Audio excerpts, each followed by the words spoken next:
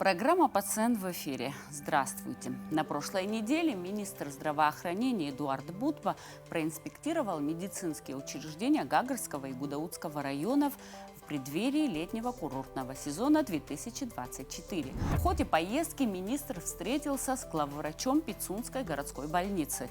Савелий Саритиди рассказал Эдуарду Будпа о том, что медучреждения круглогодично посещают как местные граждане, так и туристы, ввиду наличия вблизи ряда крупных домов отдыха. Так, за 2023 год в горбольницу Пицунды обратилось более 22 тысяч граждан.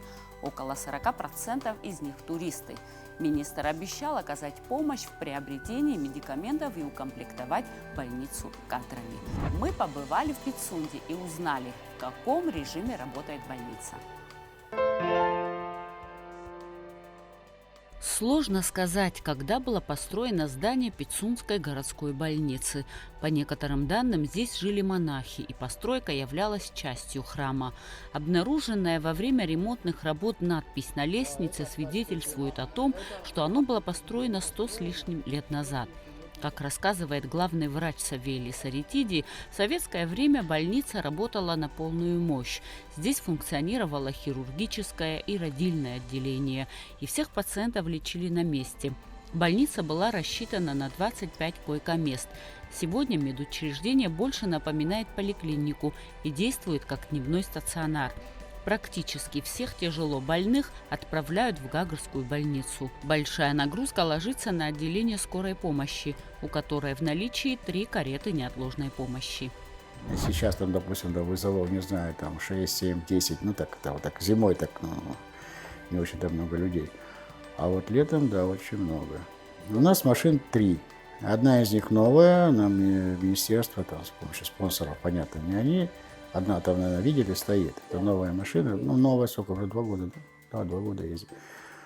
Одна машина 14 лет, 2010 года, вторая 2012 года, 10 лет. Понимаете, да, ресурсы давно выработаны. Да не только здесь, в общем-то, в основном в автопарке, наверное, всех больниц такие.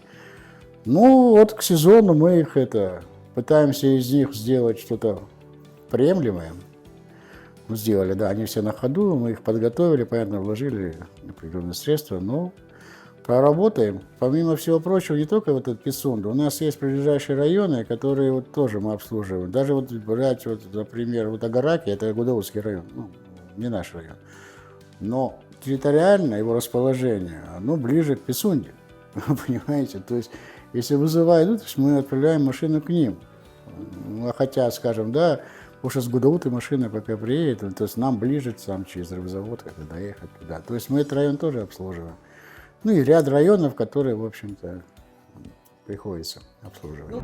В штате больницы 51 человек, из них врачей 12, остальные фельдшеры и медсестры. Конечно же, как и все медучреждения республики, Пицунская больница остро нуждается в специалистах различных направлений, ведь нагрузка большая, особенно в летний период. Особенно в последнее время он стал интенсивный такой туристический. Почему? Объясню. Сейчас вот эти объекты появились. Они, в принципе, и есть, да, Литвон, там, Самшитова роща, где уже есть, приезжают туристы круглый год. Если раньше как-то, да, понимаете, да, сезонно, они приехали, уехали и все. А теперь они у нас постоянно. Скажем, Самшитова роща, там 800 человек, 700, 900, они и зимой там столько. То есть, понимаете, Литвон сейчас вот то же самое. Есть даже часть таких гостиниц, которые зимой-то принимают. Соответственно, у нас люди сейчас есть туристы и зимой.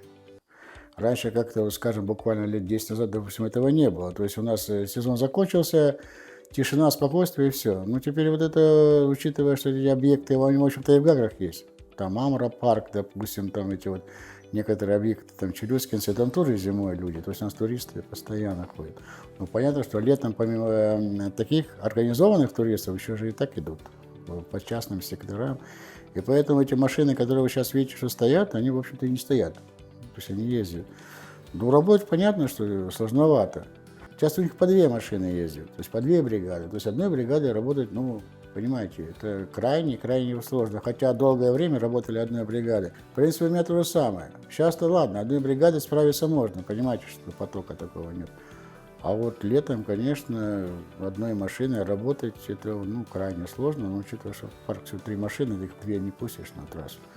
И в штатном расписании, по идее, даже у меня всего 4 фельдшера, 4 водителя, то есть, понимаете, ограничено. Они в штатке, которые нам выдают. Сложновато, конечно, район не маленький. Савелий Саритиди возглавляет больницу с сентября 2020 года. Он всегда хотел стать хирургом. Закончив медицинский вуз в Алтайском крае, в 1991 году он начал работать в Гагарской больнице. Во время Отечественной войны народа Абхазии Савелий Саритиди со своими коллегами работал в Афонском госпитале. Сегодня он не только возглавляет больницу, но и замещает штат хирурга, а по выходным дням дежурит в Гагарской больнице. Ремонт проводился еще при бывшем главвраче, такой большой капитальный ремонт при Зинаиде Михайловне, как говорил Царство Небесное. Вот там внизу они делали все, и, по-моему, после этого ничего такого не проводилось за это время. Единственное, вот сейчас ремонт год назад сделали, поменяли крышу этого здания, поменяли все стеклопакеты, вы видите, наверное, да, что они поменяли, поменяли часть дверей, потому что здесь деревянные двери были. И сейчас по планам еще внутренняя и наружная отделка. Начинают и с наружной отделки, потому что сейчас внутреннюю отделку делать это сейчас люди, отдыхающие, в общем, не займут это место. Займут все наши эти площадки, поэтому тяжело будет работать. Думаю, что... Где-то осенью вы будете, да, ремонт делать, запланировать? Мы сейчас планируем, скажем, в течение месяца это дело, они будут делать фасадную часть. Да. Они на нас вот мешать не будут, наверное, там сзади, спереди. А вот уже осенью, после сезона, начнут не работать. За счет? За счет, денег? Это деньги спонсорские деньги на 100%. Да, пока не будем называть, потом мы, наверное, скажем, кто у нас спонсирует. Это УЗИ кабинет, и здесь УЗИ еще делает Оксана Сергеевна, это у нас гинеколог, там кабинет ЭКГ и уролога. Аппарат, наверное, ему лет 7-8, по-моему, по счетам, да. Достаточно хорошо работает. Понимаете, что дело-то не в аппарате, наверное, а дело на специалисте, который на нем работает. Опять-таки, это Травин Валерий Анатольевич, он работает в Гагарах, и опять-таки на полставке работает у меня. То есть и там делает. То есть до обеда он там работает, потом приезжает ко мне в определенные дни. Мы совместили, потому что здесь у меня еще гинеколог работает, они не мешают друг другу. Гинеколог, кресло есть, аппарат есть, то есть она у нас и смотрит, она и делает и УЗИ при необходимости. 25 койко-мест в больнице были особенно востребованы в период пандемии. Сейчас сотрудники активно готовятся к ремонтным работам. Параллельно принимают пациентов. Особенно много работы у терапевта. Их на сегодняшний день в больнице 2. То, что касается летнего сезона, это очень разнообразные больные. Это хронические больные. Помимо того, что приезжают больные отдыхать, они оздоровить свое здоровье, они болеют и кишечными инфекциями, и многими другими, которые, они не планируют, но это не зависит от нас. В основном это гипертоническая болезнь, гастроэнтериты, респираторные воспаления. Как-то вот так. Прием у нас начинается с 9 до 5 часов. В это время может быть до 30 пациентов. Поэтому мы здесь оказываем помощь и пока осматриваем. Потом, если возможность есть, мы здесь оказываем помощь на месте. Если нет, значит посылаем в Гагаринскую больницу и так далее. Помощь оказывается экстренная. Например, если у больного повышенное давление, мы его понижаем. Если у больного отравление, он очень много потерял жидкости, мы его капаем. Вот так вот. Вот такие элементарные вещи. У нас наши пациенты, которые живут в Пицунде, они же хронические больные. Не все, а кто болеет. Там и гипертоническая болезнь, и сердечные дела, и это самое. А помимо этого гастроэнтерология, воспаление легких, ну там много чего. В общем, я немножко так разговариваю. Ну вот так, в основном. В основном это вот такие заболевания, которые я перечислила. Очень много заболеваний легких. Это гриппы, ОРВИ, воспаление легких. Да, в этом году было у нас немало. Особая гордость главврача – это рентген-кабинет. Его не было здесь все послевоенное время. Руководство больницы не раз обращалось в Минздрав с просьбой об оказании содействия в приобретении рентген-аппарата, так как из-за его отсутствия пациентов приходилось транспортировать в Гагрскую ЦРБ. И только благодаря инициативе Эдуарда Будба этот вопрос удалось решить несколько лет назад. Администрация Пицунды отремонтировала помещение для рентгена, аппарат был приобретен и установлен. Савелий Саритиди выражает благодарность руководству администрации Гагрского района, лично Юрию Хагуш и главе Пицунды Руслану Хунцария за поддержку этого проекта. Во время первого приезда министра здравоохранения Эдуарда Валерьяновича, когда он получил, на этот пост вышел министр здравоохранения, вот это вот первое, он объезжал все больницы, знакомился с главврачами, и вот это первое, что он обратил внимание, но он сам по образованию хирург, травматолог, видимо, есть у вас рентген? Я говорю, ну, рентген хотелось бы. И вот по его инициативе в течение, так вот не соврать, 6 месяцев, до года. Здесь, не знаю, сможете вы это представить или нет, здесь ничего не было. Полов этих не было, стены высокобаритом покрыты, ну, в общем, все мы сделали с нуля. Ну и благодаря вот его инициативе этот вот аппарат с Москвы нам привезли. Потом чуть попозже уже район оплатил, Юрий Львович, отдать ему должное, да, нашли эти деньги. Сейчас не помню, там 2 700, по-моему, 2 миллиона 700, ну, не суть важно. Почему? Потому что под имя самого Эдуарда Валерьяновича Павловича мы его оплатили аж через где-то, наверное, полгода, насколько я знаю. Ну, оплатили. Ну и сделали, и для района это прекрасная вещь. Во-первых, для района хорошо, а во-вторых, эти перевозки днем, травмы приходится возить в Гагру, приходилось возить в Гагру, это опять-таки амортизация машин, бензин, ну, в общем, все. В зимний период больше обращаются с жалобами, то, что связано с грудной клеткой, то есть рентген легких больше, а летний период с сезоном, с туристическим, больше обращаются с травмами. Вот когда авария случается, к вам привозят? Если в районе Пицунды, да, к нам привозят к нам, а дальше, если надо будет, уже в Гагру. В рентген-кабинете то, что связано с травмой, мы снимаем все. То есть рентгенное обследование в полном объеме.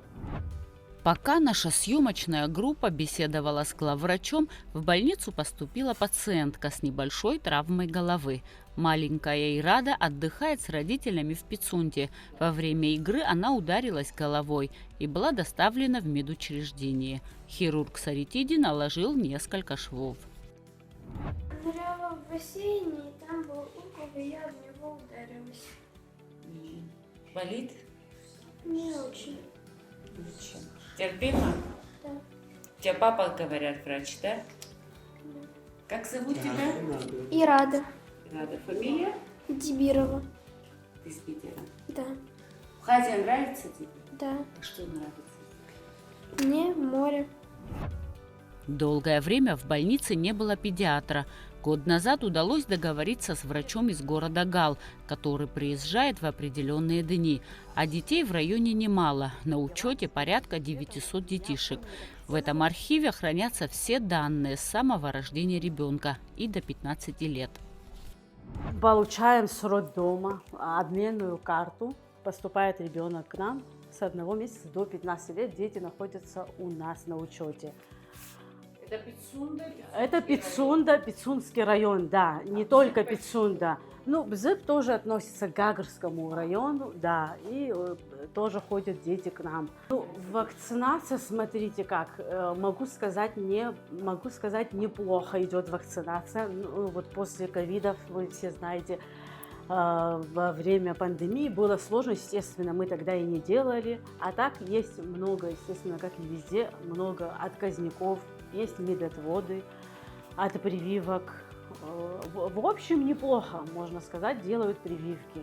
Детское отделение вот в летнее время, сейчас у нас впереди сезон, лето, больше с ротавирусной инфекцией. Это смена климата, это море, больше вот ротавирус летом в основном. А в остальное время ОРВИ обычная, ангина, в общем, обычно ОРЗ. В больнице также работают уролог, гинеколог, логопед, функционирует кабинет стоматолога. На месте делают некоторые анализы. Конечно, лаборатория нуждается в модернизации, а пока здесь используют немного устаревший анализатор. Ну, честно говоря, мы делаем не особо большой спектр, учитывая массу анализов, которые в современном мире практикуются. Но биохимические анализы общие, такие виды, как печеночные пробы, почечные пробы, поджелудочные, там можно посмотреть холестерин по фракциям. Конечно, общий анализ клинический, коагулограмма. Вот, в принципе, все. Ну, общий анализ мочи. Механически у нас общий анализ крови, общий анализ крови можно сделать. А все остальное на анализаторах, биохимический анализатор, вот как раз сейчас работает. Коагулограф, это все делается на анализаторах, но это не автоматический анализатор, естественно, это такие, можно сказать, полуавтоматические анализаторы, даже хуже, еще меньше, скажем так. Есть более современные версии, нашему анализатору уже лет 15, он у меня, можно сказать, пенсионер уже, но тем не менее старается, не подводит. А в основном какие анализы? Вот этот спектр, который я перечислила, ну, в зимний период, конечно, добавляется C-реактивный белок и общий анализ крови, так как очень много заболеваний. В наше время после ковида идет масса вариантов ковида, я так полагаю, уже не озвучивают, но тем не менее люди болеют гриппом, последствия разнообразные, очень много осложнений в виде гайморита, в виде пневмонии, кстати, очень молниеносных, 3 дня буквально у людей проявляется. Но благодаря тому, что вот общий анализ C-реактивный, и тут у нас за моей стенкой рентген, в принципе, все нормально. Конечно, у главврача Савелия Саритиди есть планы, связанные с улучшением работы подведомственного медучреждения. Планы наполеоновские у каждого главврача, не только у меня, наверное, да, создать сюда новое и увеличить и штаты своей больницы, и новые отделения открыть. У меня тоже есть планы, где-то как-то купить с помощью, возможно, спонсоров хорошую видеостойку,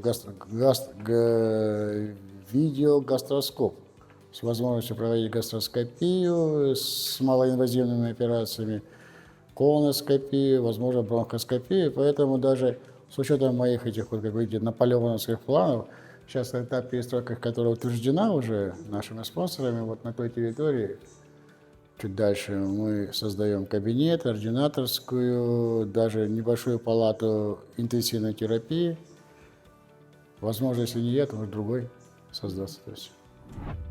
Во время посещения больницы министр здравоохранения Эдуард Бутба поручил руководству медучреждения провести ревизию медикаментов и подготовить отчет о кадровом составе в ожидании роста турпотока в город, пик которого традиционно приходится на июль, август и сентябрь. На сегодняшний день в таком режиме и работает больница. Конечно, не без проблем, но руководство и коллектив намерены выполнять свой профессиональный долг, несмотря на все сложности.